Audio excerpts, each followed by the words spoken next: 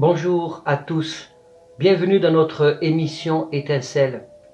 Je suis heureux vraiment de vous accueillir pour cette deuxième et dernière partie concernant cette arme spirituelle que nous trouvons dans Éphésiens 6,14, la cuirasse de la justice. Donc je vous invite à revenir à notre première émission sur ce thème, la cuirasse de la justice partie 1.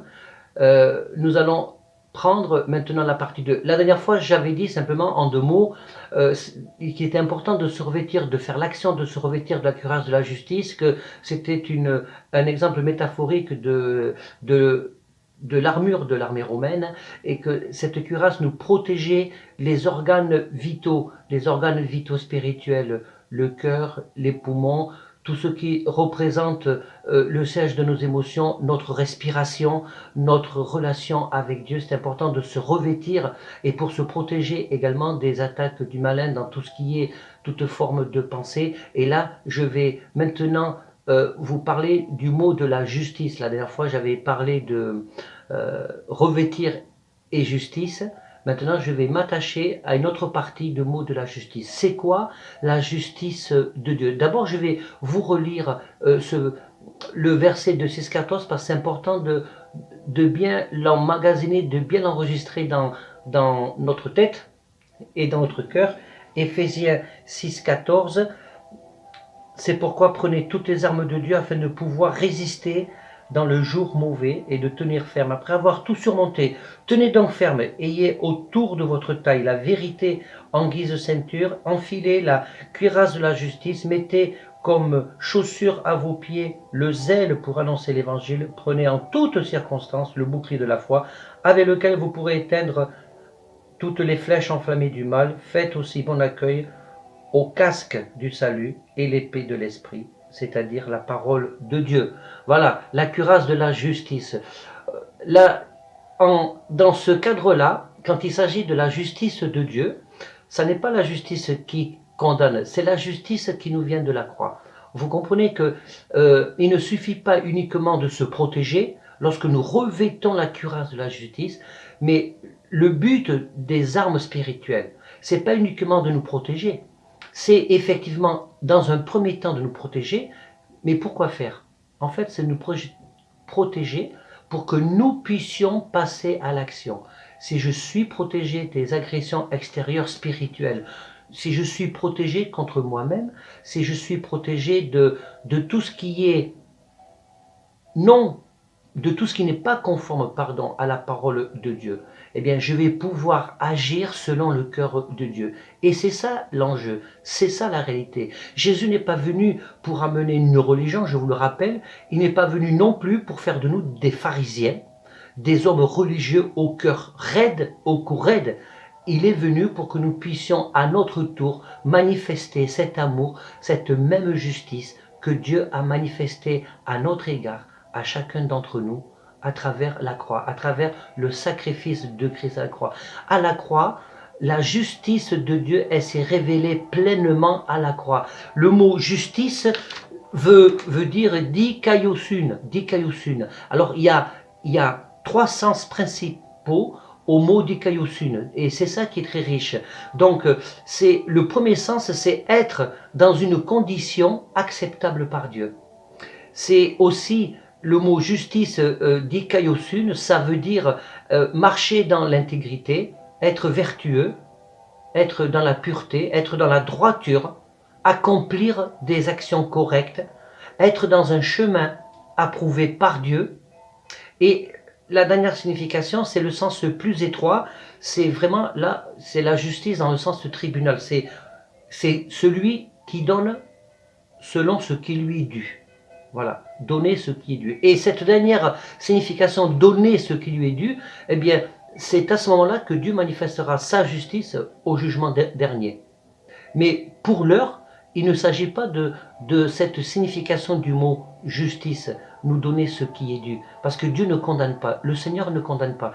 Et il nous a fait justice à la croix. Et la question que nous devons nous poser, c'est si j'ai été au bénéfice de la justice de Dieu, est-ce que moi-même, je pratique la justice de Dieu? Vous voyez, dans le monde chrétien, nous pensons à juste titre nous abreuver de la parole de Dieu, être en relation avec le Seigneur, nous abreuver de la connaissance de la parole de Dieu, mais parfois on oublie quelque chose et c'est en ça que c'est pas juste. On oublie nous-mêmes de pratiquer cette justice que Dieu a pratiquée vis-à-vis de nous. Vous savez, la justice de Dieu à la croix, c'est de dire, eh bien, je te pardonne, tu es pardonné. C'est de dire, la justice de Dieu à la croix, c'est de dire, toutes choses anciennes sont passées, voilà, maintenant, toutes choses sont devenues nouvelles. Et la question, c'est, cette justice amène aussi le pardon mutuel. C'est juste de pratiquer le pardon mutuel. C'est correct de pratiquer le pardon mutuel, comme nous l'avons vu dans la signification du mot dikaiosun. C'est juste d'être dans un chemin qui est approuvé de Dieu. Et quel est le chemin qui est approuvé de Dieu? Je vais vous dire, c'est à la fois simple et compliqué. C'est simple parce qu'il s'agit simplement, écoutez bien, de reproduire envers notre prochain ce que Dieu fait envers nous. Lorsque nous sommes au bénéfice de la grâce, lorsque nous rentrons dans un chemin de repentance et que nous recevons cette approbation de Dieu qui nous donne tout à nouveau cette énergie pour avancer, pour aller de l'avant. Et la question que je voudrais poser aujourd'hui, c'est est-ce que toi-même, tu pratiques ce type de justice envers ton prochain? Est-ce que si tu as quelque chose si tu en veux à ton prochain et que ton prochain vient te demander pardon, est-ce que tu es en mesure de pratiquer cette justice que Dieu a pratiquée envers toi? C'est juste de pardonner. Lorsque Dieu a fait de nous une nouvelle créature, il est juste pour Dieu de se servir de nous. Il est juste pour Dieu de faire de nous le temple du Saint-Esprit parce que nous avons accepté, nous confessons que Jésus-Christ est notre Maître et Seigneur. Dans ce mot justice, dans Matthieu 6, 33, lorsque Jésus dit « Cherchez d'abord le royaume de Dieu et la justice ». Il y a beaucoup de références à la justice dans l'Ancien Testament. Cherchez le royaume de Dieu et la justice. C'est-à-dire qu'on ne doit pas uniquement chercher la relation avec le Seigneur, mais c'est comment je vais pratiquer sa justice. Et lorsque nous sommes revêtus de la cuirasse de la justice, c'est aussi pour que nous nous servions de cette cuirasse pour pouvoir la pratiquer tout autour de nous. Dans Actes chapitre 13 verset 9, je vais vous le lire, Actes 13 9, il y a quelque chose que l'apôtre Paul dit d'intéressant. Alors Saul, appelé aussi Paul, rempli du Saint-Esprit, fixa les regards sur lui et dit « Homme plein de toutes sortes de ruses et de méchanceté, fils du diable, ennemi de toute justice, ne vas-tu pas cesser de pervertir les voies du Seigneur ?» L'apôtre Paul était en train de s'adresser au magicien Élimas et le Saint-Esprit avait révélé à Paul, le Saint-Esprit lui avait donné le discernement des esprits et Paul a dénoncé cet esprit des ténèbres qui étaient dans ce magicien Élimas, et de pervertir toutes les voies du Seigneur, ennemi de toute justice. Voilà, mais c'est ça. Le diable, il est l'ennemi de toute justice. Le diable, il est le spécialiste de semer en nous le sentiment de culpabilité. Le sentiment de culpabilité ne vient pas de Dieu, il vient du diable. Parce que le diable, il est ennemi de toute justice. Le diable, il est l'ennemi de la justice de Dieu. Et de ce fait, il essaie toujours, tant bien que mal, de fissurer cette cuirasse de la justice que le Seigneur met à notre disposition pour que nous puissions nous la revêtir, nous l'accaparer, nous l'approprier. Le diable, il est l'ennemi de la justice de Dieu.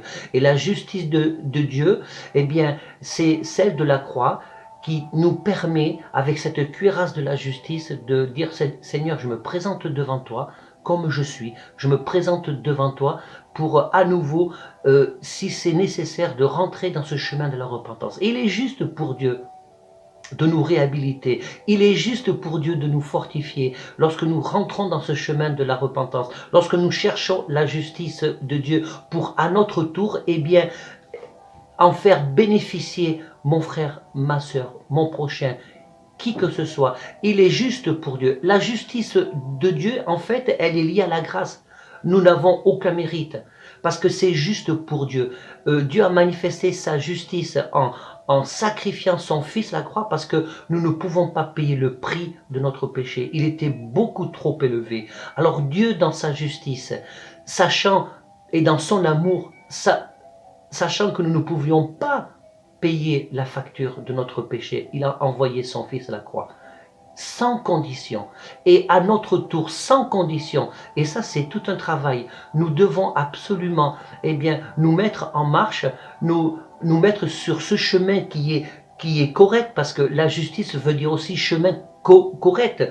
Comprendre que Dieu manifeste sa justice envers chacun d'entre nous lorsque nous sommes dans des conditions acceptables. C'est ça que ça veut dire. Le mot diaikosun aussi, être dans un chemin acceptable. Et le chemin acceptable pour Dieu, toujours, c'est quand nous allons vers lui tout à nouveau, lorsque nous nous mettons tout à nouveau au pied de la croix, pour être au bénéfice de cette justice de Dieu, de cette justice qui est rédemptrice, de cette justice qui nous permet toujours d'être au bénéfice de son amour, et de cette justice, aussi que tu dois mettre en pratique afin de la faire bénéficier à ton frère et à ta sœur. Je vous remercie d'être fidèle à nos émissions Intercell, d'être fidèle à nos émissions, et je vous donne rendez-vous, dans 3 semaines, puisque les 2 prochains mercredis, c'est Bertie qui va nous faire des petits enseignements comme ça, dans les émissions Étincelles. Et donc la prochaine fois, je traiterai sur les chaussures, sur le zèle que nous donnent les chaussures pour annoncer l'évangile de paix. Soyez bénis et à bientôt. Au revoir.